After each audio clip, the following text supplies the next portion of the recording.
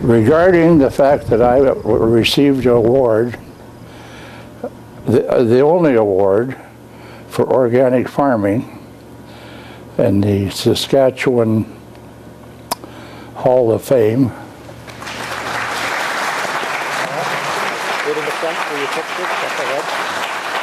I don't know whether that is something to be proud of or disappointed. One hand, I could be very disappointed because nobody else received one. And that's a sad thing, the fact that nobody else received one, even if I was the one that got it. There were several people at the ceremony that felt it was quite a positive development to have organic farming finally recognized. Well, I agree. And I felt that at the ceremony. But since that time, what about this neighbor across the road here? See, he's got a whole bunch of canola there. He sprays all the time, and he insists on keeping doing that. Do you think ultimately your induction into the Hall of Fame will help organic farming? Is it going to advance? Well, I hope it does. All I can do is hope. I can't take that award there and say, look, to my neighbor over there, you better get on your horse here and get going. Can I? Well, I could say it, but it isn't going to do any good. But the fact that I was the only one that received that award makes me wonder, what about all the rest of them? Do you think it might be just a math issue? There's so few organic farmers compared to chemical farmers.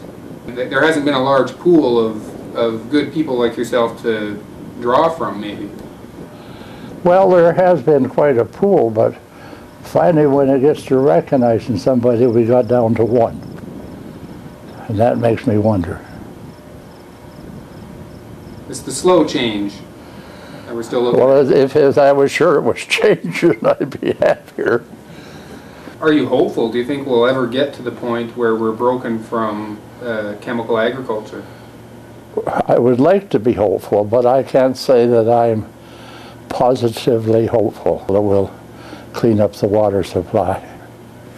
About 2 weeks ago, the head of the health protection branch, an older woman, was being interviewed on CTV, and she said that the surface water right across Canada was polluted. Now, that is a terrible thing to think that here all this water is polluted, and I've known that about Saskatchewan for years. Dr. Alan Cessna at in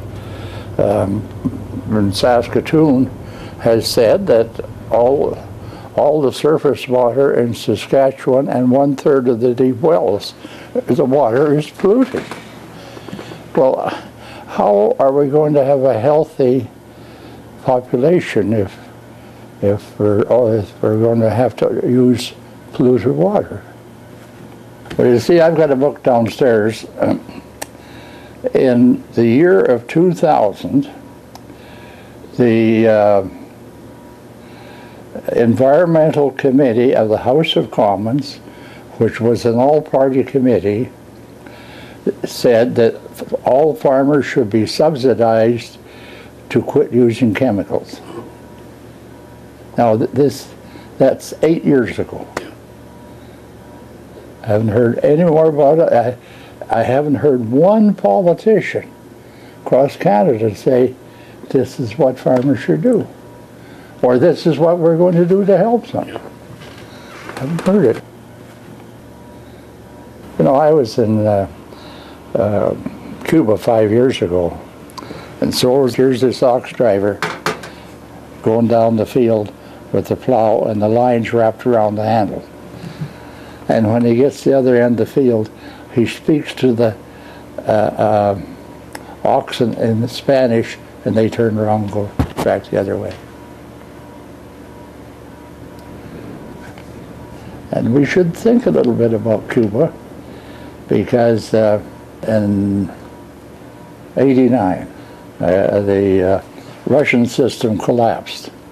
And prior to then, they were supplying tractors and trucks and all sorts of equipment for Cuba. But then they couldn't supply it anymore, and Cuba was supplying them with a fruit tree in great quantities.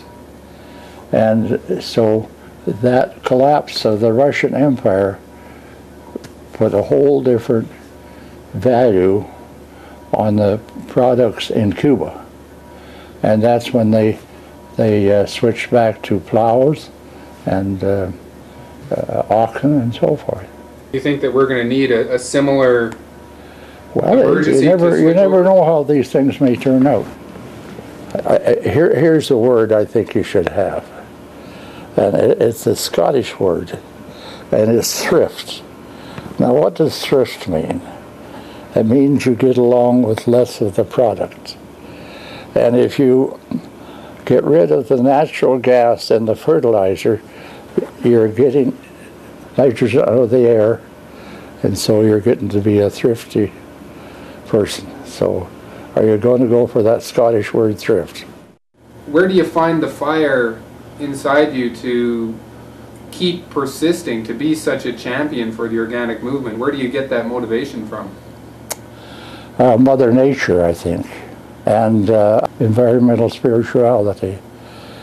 Well, I think that's where we have to get this awakening from, and I've been thinking about going in for that.